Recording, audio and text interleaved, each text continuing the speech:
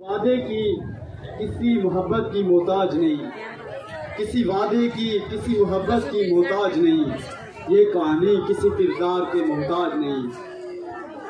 लोग घूंटों पे सजाए हुए फिरते हैं तुझे, लोग घूंटों पे सजाए हुए फिरते हैं तुझे, तेरी शोहरत किसी अखबार की मोहताज नहीं था कोई तुझसे पहले, रोने बज़म कोई नहीं था तुझसे पहले, रोने बज़म तेरे बाद नहीं है कोई। अब आपके सामने भरपूर तालियों में इस इसरार शाह बुखारी साहब से मैं कहूँगा कि वो स्टेज पर आए और इनका इस्तकबाल करें, तालियों के साथ भरपूर इस्तकबाल करें इसरार शाह बुखारी। औज़ु बिल्लाहि मिनश शैतानिर रजीम, बिस्मिल्लाहिर रहमानिर रहीम। सबसे पहले तमाम बच्चों को, पेरेंट्स को, मेरी माओ बहनों को, बेटियों को, दोस्तों को अस्सलामु अलैकुम। तमाम बच्चों से ये बोलूँगा कि आप सारे खामोश हो जाएं और मेरी बात को सुन लें। आपसे कम आपके वालिदैन से बोलना चाह रहा हूँ।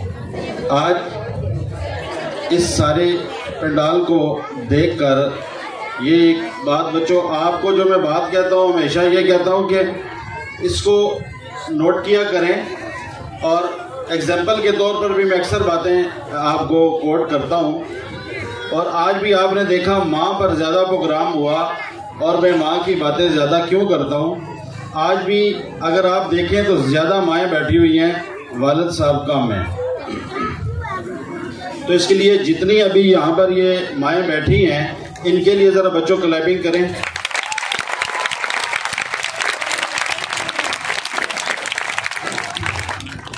और एक शख्स आपके सारे पंडाल में ऐसे भी बैठे हैं, मेरा दिल कर रहा है कि मैं उनको सल्यूट करूं कि वो अपने बच्चों के लिए इतने अजीम आदमी हैं।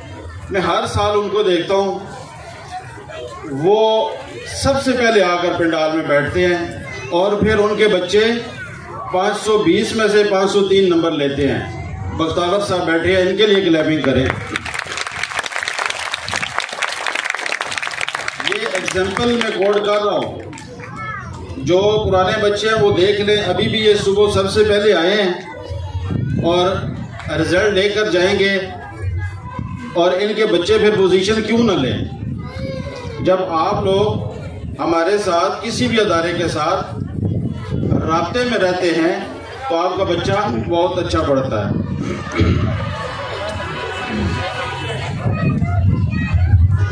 बहुत सारे मेरे दोस्त यहाँ पर बैठे हैं, जलानी साहब भी हैं, भट्ट साहब जो कि मेरे बड़े भाई भी हैं। इनका एक कारोबार है, उसका जिक्र भी मैं करना चाहूँगा थोड़ी देर बाद। रशीद स्वीट और जमील स्वीट के नाम से, जहाँ पर हमारे मुल्क के वज़ीर आज़म और मौजूदा सदर भी लाइन में खड़े हुए हैं और उनका इंटरव्यू यूट्यूब पर पड़ा हुआ है कि हम इनकी शॉप पर लाइन में खड़ा हुआ। सदर पाकिस्तान ने आरफ अलवी साहब ने कहा था। इसकी हिस्ट्री भी मैं थोड़ी सी ज़रूर आज बयान करूँगा। बच्चों, आप सुन रहे हैं मेरी बात? वॉइस आप भी सुन रहे हैं? अच्छा, मैं आज वालिदैन से ये कहना चाहता हूँ जी, अक्सर वालिदैन एक शिकायत करते हैं कि हमारे बच्चे जो हैं वो बुरे दोस्तों के साथ घूमते हैं, तो आप इनकी ये आदत छुड़वा दें। तो उसके लिए टिप्स देना चाह रहा हूँ वालिदैन को, अगर आप समझ सके तो ज़रूर आपको फ़ायदा होगा इंशाअल्लाह। उसके लिए बेहतरीन एडवाइस ये है जी कि आप अपने बच्चों के खुद दोस्त बन जाएं। जब आप दोस्त बन जाएंगे तो ज़रूर आपने, जो वालिद साहब यहाँ पर बैठे हैं बच्चों के, उनसे ये मैं गुजारिश करूँगा कि जब आपके बच्चे घर आते हैं, जो हमारी बहनें यहाँ पर बैठी हैं, जब इनकी बेटियाँ स्कूल से घर जाती हैं तो आप इनके साथ बैठ के गपशप किया करें। दिन की जो भी इनकी एक्टिविटी हुई है ज़रूर पूछा करें। जब आप उनसे ये बातें पूछेंगे तो वो कुछ बुरा काम नहीं करेंगे। ज़्यादा माएँ होती हैं घर में, वालिद साहब तो लेट आते हैं, तो आपकी ड्यूटी में ये शामिल होना चाहिए जी कि आप अपने बच्चों का ज़रूर ख्याल रखें और उनके एज अ दोस्त बन के उनसे पूछें, फिर आपको कोई प्रॉब्लम नहीं आएगी। एक और छोटी सी इसी के साथ एडवाइस ये करना चाहता हूँ, हम क्या करते हैं, हम बच्चों से कभी बच्चों को अहमियत नहीं देते घर में, तो आप उनसे मशवरा करना शुरू कर दें। जब आप उनको अहमियत देंगे तो देखिएगा इसके रिजल्ट क्या आते हैं। अब आप सोच रहे होंगे हमारा कारोबार है या जो मैं काम करता हूँ या घर के जो काम है, तो बच्चों से क्या मशवरा करना। तो छोटी सी एग्जांपल कोड कर रहा हूँ, आप उनसे सिर्फ इतना ही पूछ लिया करें, बेटा आज बैठ जाओ और बताओ आज पकाएं क्या। इतनी सी बात ही आप उनसे पूछें, मशवरा कर लें कि जो आप कह रहे हो हम वो पकाते हैं। उनमें कॉन्फिडेंस लेवल बढ़ेगा। जब उनमें कॉन्फिडेंस आएगा वो अच्छी स्टडी भी करेंगे, आपको अच्छे रिजल्ट भी देंगे। तो बहुत सारी ऐसी एग्जांपल्स होती हैं जो हम घरों में सेट कर सकते हैं। हम करते क्या हैं, हम सिर्फ और सिर्फ किसी भी स्कूल में जब हमारे बच्चे पढ़ रहे होते हैं तो हम सारी बातें उन पर छोड़ देते हैं कि स्कूल वाला जो 6 घंटे बच्चे को अपने पास रखता है वो ही 100% रिजल्ट देगा, वो ही इनको एक अच्छा इंसान बनाएगा। ऐसा नहीं होता। दुनिया का कोई भी स्कूल आप ले लें, वो आपको इस तरह रिजल्ट नहीं देगा जब तक आप खुद अपने बच्चों के लिए सीरियस नहीं हो। और अक्सर माएँ ये गलती करती हैं, ये जो मैं बातें मेरी बहनों में आपको बता रहा हूँ, आपने इनको नहीं दोहराना। स्पेशली ये जो छोटी क्लास के बच्चे होते हैं, नर्सरी प्ले वाले, हम यहाँ से स्टार्ट ले लें अगर ना, तो जो छोटे बच्चे होते हैं या बड़े, हम उनको अक्सर एक माँ धमकी देती हैं कि आज तुम्हारे अब्बू को आने दो, मैं तुम्हें सीधा करवाऊंगी। जब आप उनको ये बात कहती हैं तो क्या फिर आप उनके अब्बू से उनको सीधा करवाती हैं? कोई नहीं करवाती, फिर छुपा लेती हैं। जब आप छुपाती हैं तो आप उनको क्या सिखा रही हैं? झूठ। उनका कॉन्फिडेंस लेवल और बढ़ जाता है कि मामा तो रोज कहती रहती हैं, करना है तो इन्होंने होता कुछ नहीं है। तो ये ना किया करें। अगर आपने शिकायत लगानी है, या बच्चे को ना कहें तो या फिर पापा को रात को शिकायत लगा के बता दें, फिर पापा जाने और बच्चे जाने। अगर आपने उनको सिर्फ यही बताना है कि मैं आज रात को आने दो, देखना मैं तुम्हारी टांगें तोड़वाऊंगी, जब टांगे बाप जूती उतारता तो मार होने लग पड़ती है, खुदा के वास्ते छोड़ दो। ये कंसेप्ट बच्चे को खराब करता है। तो आपने नेक्स्ट ये गलती नहीं करनी। बड़े बच्चे तो जो हैं उनके तो चले वो हर चीज़ उनके दिमाग में फीड हो चुकी है। तो जो छोटे बच्चे हैं इनकी माँ ने अब ये एहतियात करना शुरू कर देनी है, क्योंकि बच्चा आपसे भी बहुत कुछ सीखता है। लास्ट सेमिनार में भी हमने 9th और 10th के सिर्फ बच्चों को बुलवाया था और उनके पेरेंट्स को बुलवाया था। बहुत सारे पेरेंट्स उसमें शामिल नहीं हुए, तो फिर हमें अफसोस होता है। फिर वो रिजल्ट वाले दिन आ जाते हैं, कहते हैं जी कि हमारा बच्चे का ये रिजल्ट है, तो उसमें हमारा कसूर नहीं होता। अच्छा, एक और बात, आप बच्चों को खुद अपनी फीलिंग ले लें। आप हमेशा पता क्या सोचते हैं तमाम वालिदैन कि मुझे ये फैसिलिटी नहीं मिली, मैं अपने बच्चे को ये दे के रहूंगी, ये दे के रहूंगा। भाई मैंने बड़ी गुर्बत देखी है, अब इनको वो मैंने वक्त देखा ना वो मेरे बच्चे ना देखें। ये इमोशनल टाइम होता है, ये आप अपने बच्चों को तबाह कर रहे होते हैं। उनको एक्स्ट्रा आसाइशें देकर आप अपने बच्चों को खराब कर रहे होते हैं। बिल्कुल भी इस तरह ना किया करें। 2 बातें हैं जी, इसी बात के साथ 2 बातें। एक, आपने बच्चे की जरूरत पूरी करनी है। दूसरी, आपने उसको लग्जरी स्टाइल देना है। एक बच्चा आपका कहता है उसकी जरूरत है मोटरसाइकिल और कहता है मुझे बाइक लेकर दे दें। आप उसको लेकर देते हैं CD70 या कोई चाइना का मोटरसाइकिल लेकर देते हैं। ये क्या है, सफर दूर है तो उसकी जरूरत है। दूसरा बच्चा कहता है नहीं पापा मैंने तो 1 to 5 लेना है। अब ये क्या, ये लग्जरी है। आप बात समझ रहे हैं मेरी?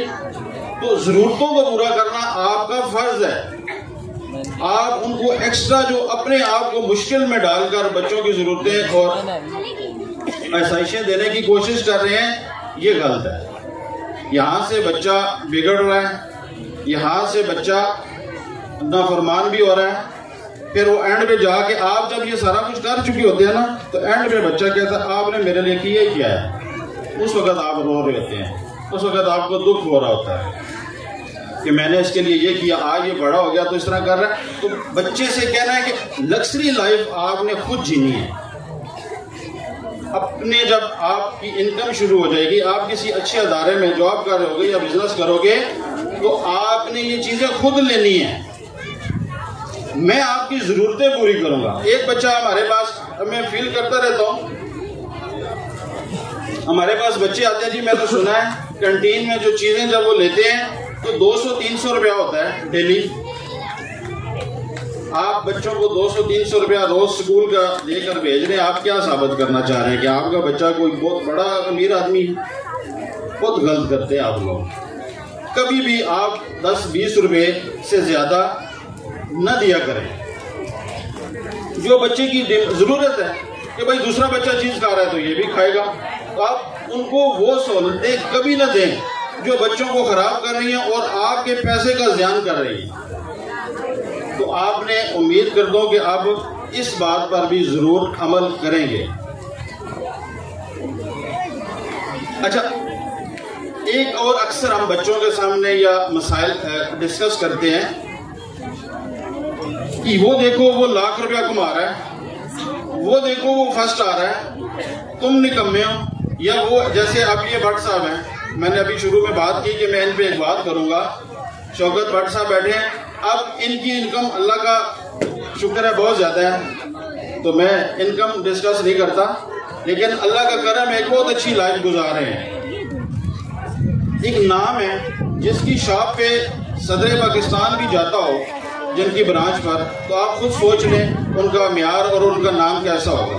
आज बहुत सारे लोग इनको, मेरे जो मुझसे मिलते हो, कहते यार भट्ट साहब से मिलवा दो, यार आपको हर वक्त उनके साथ होते हो तो आप मुझे मिलवा दो। उसका रीजन क्या होता है? इनकी दौलत या इनका नाम, इनका स्टेटस, उसको लोग टच कर रहे होते हैं। आपने बच्चों को ये नहीं बताना, ये नहीं सिखाना, आपने देखना ये 60 साल पहले क्या थे, इन्होंने जब मेहनत की उस वक्त क्या थे। तो आज अगर हम इनके, मैं खुद सोचना शुरू कर दूं कि मैं इनके लेवल पे सुबह चला जाऊंगा, तो ऐसे नहीं है। आपने किसी को भी अगर रोल मॉडल बनाना है, बच्चों आप मेरी बात नहीं सुन रहे, सर अली रजा बच्चों से बात अभी ना करें, सिर्फ मेरी सुन लें, क्योंकि पेरेंट्स बहुत तंग बैठे हुए हैं और बहुत मुश्किल से मुझे बर्दाश्त कर रहे हैं। तो बस ताकि सिलसिला दूसरा शुरू हो नमाज का, फिर पेरेंट्स चले जाएंगे। तो अपने बच्चों को अगर आप लोगों ने कामयाब करना है और खुद भी एक अच्छी लाइफ गुजारनी है, तो मैं आपसे ये जरूर कहूँगा कि आप किसी के आज को न देखें, उसके गुजरे हुए कल को देखें कि उस बंदे ने कितनी एफर्ट की है, कितनी मेहनत की है। जब आप मेहनत करेंगे तो आप अल्लाह पाक उनसे भी आगे लेकर जाएगा।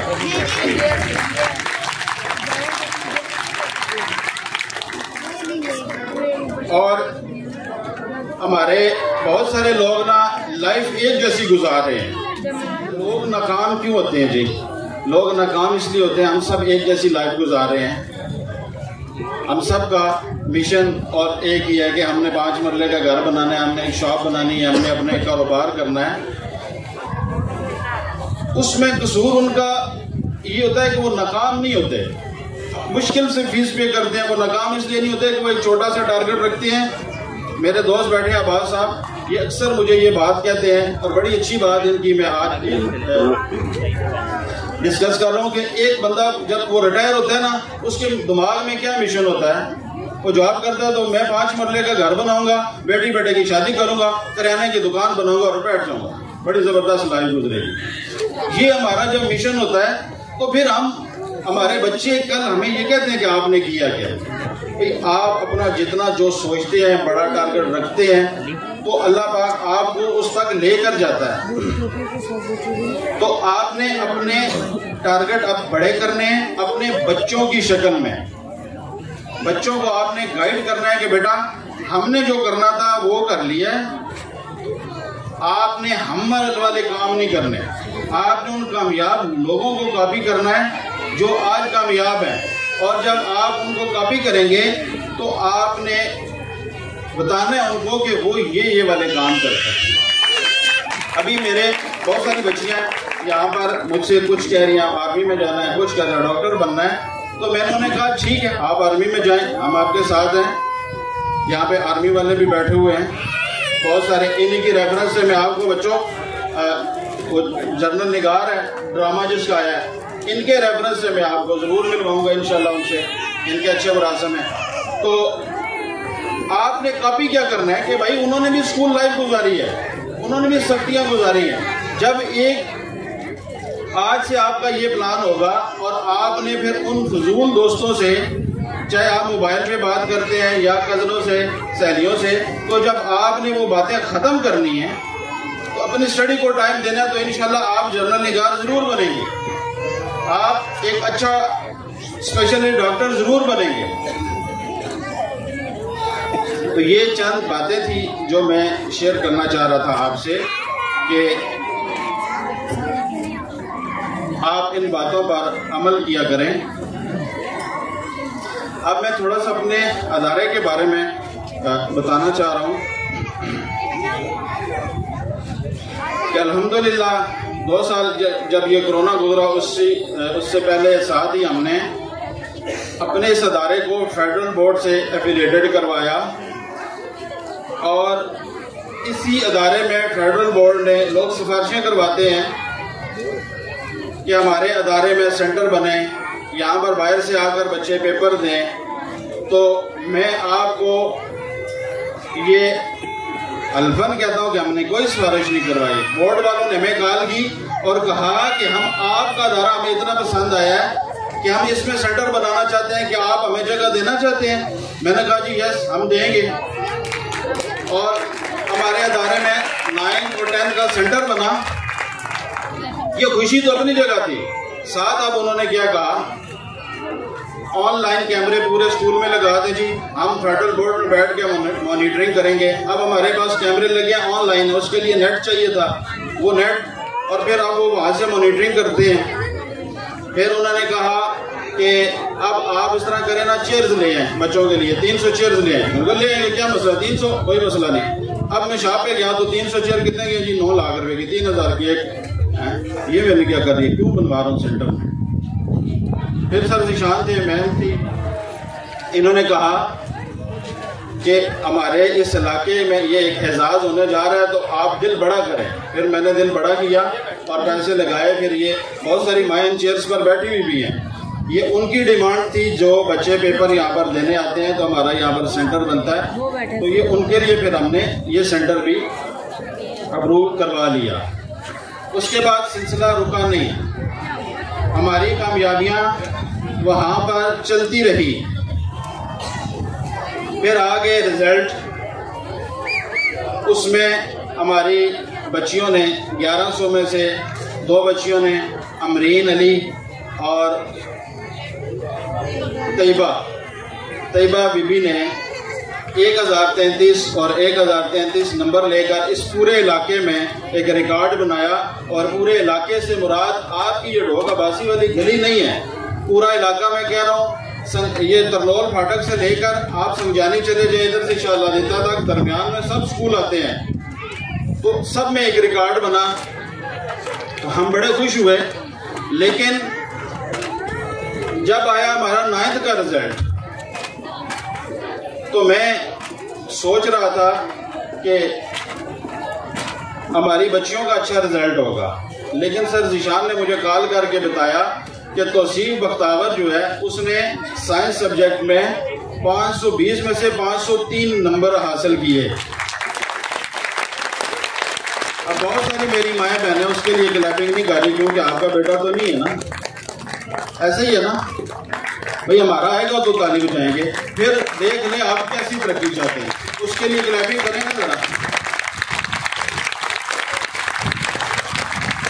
बहुत शुक्रिया, आपने मेरी बात सुन ली। ये आपको आइडिया नहीं है कि ये एक बच्चा नहीं है, ये हमारे मुल्क के लिए, पाकिस्तान के लिए, अपनी फैमिली के लिए, अपने ख़ानदान के लिए क्या बनने चाह रहा है। वो अभी स्टेज पर भी था, ड्रामा कर रहा था, ड्रामे कम करता है, पढ़ता ज़्यादा है वो।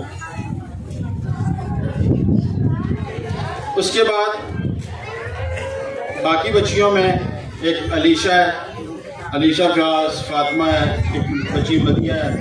इन्होंने भी इसी तरह 500 के करीब मार्क्स लिए और अपना एक टारगेट सेट किया हुआ है कि हमने लाइफ में ये अचीवमेंट हासिल करनी है। अल्लाह पाक इन्हें सलामत रखे। अभी मैं एक तमाम पेरेंट्स सब यहाँ पर मौजूद है, तो मैं सबको ये बताने जा रहा हूँ जी कि मैं एक अलग से टीम बनाने जा रहा हूँ इन तमाम बच्चों की, जिसमें जो बच्चा खुद शामिल होना चाहेगा, उसके पेरेंट्स उसको इजाज़त देंगे तो मैं उसको अपनी टीम का हिस्सा बनाने जा रहा हूँ। और उसके बाद तो मैं एक टीम बनाने जा रहा हूँ जी, जिसमें इंशाल्लाह मेरी ज़िंदगी रही तो ये बच्चे पाकिस्तान की टॉप पोजीशन पर बैठे हुए होंगे। हम आज से ये अज़म कर रहे हैं। और आपको अल्हम्दुलिल्लाह आज मैं ये बात कर रहा हूँ, नेक्स्ट साल अगर मेरी ज़िंदगी हुई और आपकी भी हुई और हम यहाँ पर प्रोग्राम कर रहे हुए, तो आपको उन बच्चों की वजह से उसके मोहल्ले में, उनके इलाके में भी तब्दीली नज़र आएगी। और मैं सब बच्चों को नहीं लूँगा उसमें। जो बच्चा खुद से चाहेगा, पेरेंट्स चाहेंगे और वो हार्ड वर्कर बनना चाहेगा, उसको दोस्तियाँ, रिश्तेदारियाँ, शादी ब्याह ये मैं ख़त्म करवाऊँगा। अगर आप लोग एक अपने बच्चों को, ये हमारा सिस्टम 5 क्लास से लेके 10th क्लास तक होगा, इसमें गर्ल्स और बॉयज़ दोनों शामिल होंगे इंशाल्लाह।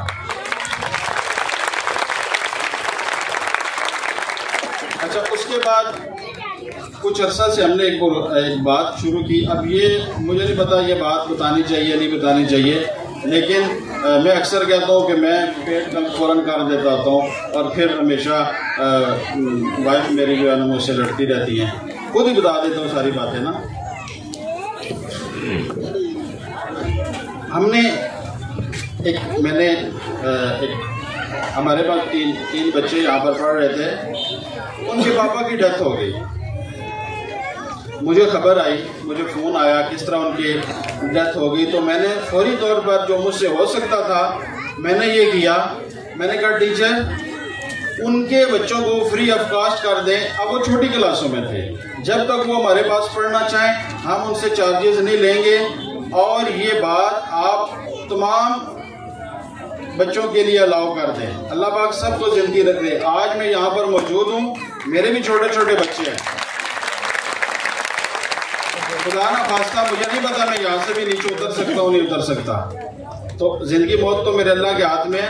तो कल मेरे बच्चों के साथ भी इस तरह हो सकता है, तो उनकी स्टडी नहीं रुकनी चाहिए। तो हमने उसके बाद फिर और एक फैमिली के इसी तरह उनको ये परेशानी का सामना हुआ। एक दिन तो सब ने जाना ही है, उन बच्चों को भी अलाउ कर दिया। फिर एक बच्ची उस दिन आई मेरे पास, उसने कहा सर आपके इल्म में नहीं है। मैंने कहा मुझे तो नहीं पता। उन्होंने कहा मेरे पापा की डेथ हो गई है, तो आपने वो बात की हुई है तो आप उस पर अमल करेंगे। मैंने कहा बेटा हम ज़रूर अमल करेंगे, बिल्कुल करेंगे। आप हमें सिर्फ उनका डेथ सर्टिफिकेट की एक फ़ोटोकॉपी आप हमें मुहैया कर दें, हम आपसे 1 रुपया भी चार्जेस नहीं लेंगे। और ये आपको मेरे अदारे में पढ़ने वाले बच्चों के लिए लाइफ टाइम की ये समझ लें इंश्योरेंस है। हम इंशाअल्लाह ताला उनको, अगर सबको, मैं बार बार ये कह रहा हूँ कि अल्लाह पाक सबको ज़िंदगी दे, आप ही असल उन बच्चों का मुस्तकबिल संवारने वाले होते हैं। माँ और बाप से बढ़कर कोई भी नहीं होता, लेकिन हम भी अपना जो किरदार अदा कर सकते हैं वो ज़रूर कर रहे हैं।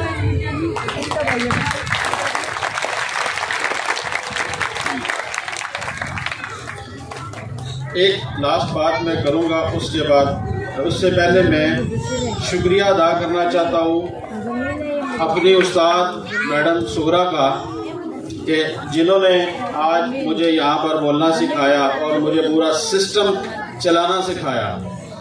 आज यहाँ पर 10 साल हो गए हैं। पहले दिन में आया था तो बच्चों में भी आप ही की तरह था, बोलना इतना नहीं आता था, तो इन्होंने मुझे कॉन्फिडेंस दिया।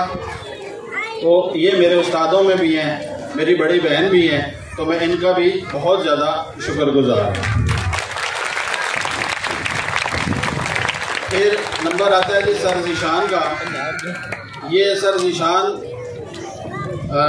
मेरे बेटे भी हैं, छोटे से थे मेरे पास आए हैं, उस वक्त स्कूल गए थे, फिर मेरे पास आए, फिर स्कूल में आ गए। तो अक्सर वालिदैन एक शिकायत करते हैं कि सर ज़ीशान बड़े रूडी से होते हैं ना, कि ये सीधा जवाब ही नहीं देते। तो स्टाफ भी ये बात करता है, और वो अब इनको सिखाया हुआ ये है और इन्होंने कुछ सीखा ही नहीं है। तो अब ज़ीशान साहब भी वही काम करें जो मैं कर रहा हूँ, क्या है, ये चीज़ माफ़ कर दो, कर दी, ये माफ़ कर दो, कर दी। तो भाई सिस्टम कैसे चलेगा? तो इसलिए सर ज़ीशान जो है, अगर आपके साथ रूढ़ी रहते हैं तो मैं माजरत पाऊँ, उनको ये कहा हुआ है कि आपने ऐसे ही रहे, वो मैंने ही कहा हुआ है।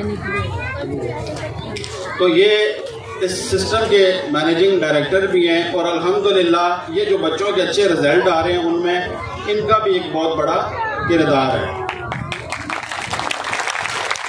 उसके बाद नंबर आता है जी, हमारी एक मोस्ट सीनियर टीचर है, टीचर रेहाना, जो तकरीबन 8 साल हो गए हैं हमारे इस अदारे में आपके बच्चों के लिए काम कर रही हैं। और मैं ये समझता हूँ कि उनके लिए, हमारे लिए और आपके बच्चों के लिए भी ये एक एजाज़ की बात है। और दुआ करता हूँ कि हमारी उस बहन बेटी की अल्लाह पाक अच्छे नसीब करे। आप भी उनके लिए ज़रूर दुआ कीजिएगा। उनके लिए हमने अलग से शील्ड भी बनवाई है। फिर सर मुदस्सिर हैं, बहुत ज़्यादा कोऑपरेटिव हैं, बहुत ज़्यादा, जितना मैं कहूँ कम है। उनके सब्जेक्ट में बच्चों ने पूरे के पूरे नंबर लिए हैं, 75 में से 75 नंबर लिए हैं। और अरसा 6 साल से, मेरा ख्याल है सर 6 साल से, तकरीबन 6 साल से अल्हम्दुलिल्लाह ये मेरे छोटे भाइयों की तरह हमारे साथ चल रहे हैं। इनके लिए भी भरपूर खिलाएं। सर ये देखने पहले याद ही आना शुरू हो गया, सर इनका नाम लेने लगा। ये बच्चे इस तरह कंट्रोल भी नहीं होते जब तक इनको सर रहीम जैसा टीचर ना मिले। पोलाइट टीचरों से तो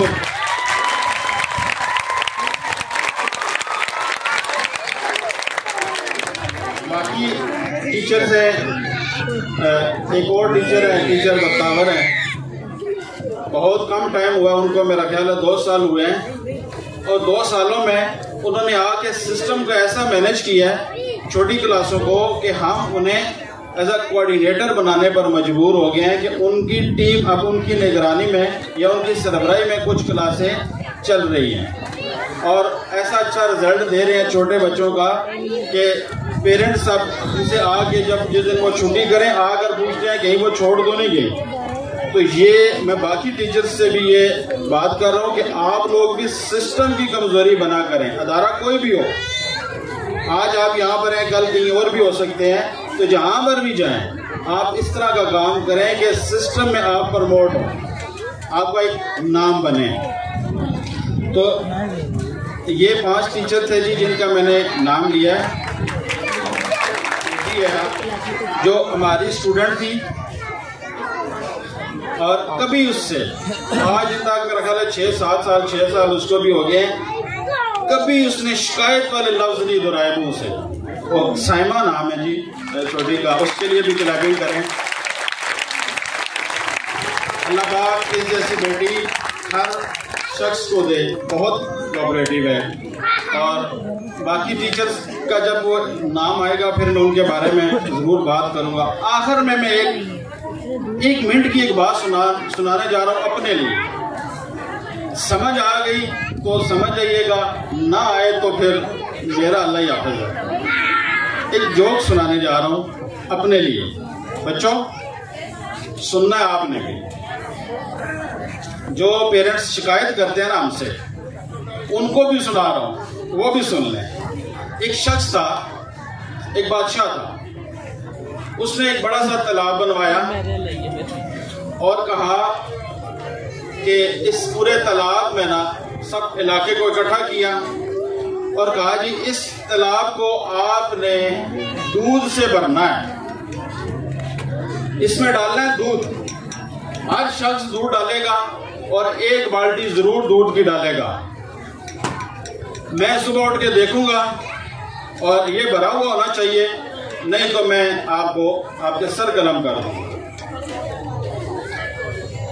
सब ने रात को फैसला किया कि दूध जाके डाल आते हैं, और अब सब की बीवियां क्या कह रही हैं, तुझे 1 बाल्टी पानी पा देता क्यों सी, दूध दिया ना सारा, इतना तालाब में 1 बाल्टी क्या कहती है, डाल दें। अब वो सुबह उठा तो सारा तालाब पानी से भरा हुआ, किसी एक ने भी दूध नहीं डाला। बादशाह से पूछा गया कि भाई आप ये क्या हुआ, ये पानी क्यों है? तो उन्होंने कहा सर बादशाह सलामत, हमने तो सोचा था हमारी 1 बाल्टी से क्या होगा, इतने सारे और जो है वो डाल देंगे, तो इसलिए ये पानी से भर गया। तो यही कह रहा हूँ, आप ये ना सोचा करें कि हमारी 1 फीस से क्या होगा। आपको बात समझ आई है कि आपकी 1 फीस क्या है सर, मतलब 1 महीने की बात थी क्या, हम इतने सारे बच्चे पढ़ते हैं तो हमने ना दी इस महीने लेट कर दी तो क्या होगा। आपको पता है फिर क्या होगा, वो तालाब पानी से ही भरा हुआ होता है। तो ये मेहरबानी क्या करें, हमने थोड़े से रूल्स चेंज किए हैं। जब आप लोग स्कूल आएंगे तो आपको पता लगेगा, आपके बच्चों की उसमें बेहतरी है। मेरी अगर कोई बात आपको बुरी लगी हो तो मैं माजरत ख्वाह हूँ। अस्सलाम वालेकुम।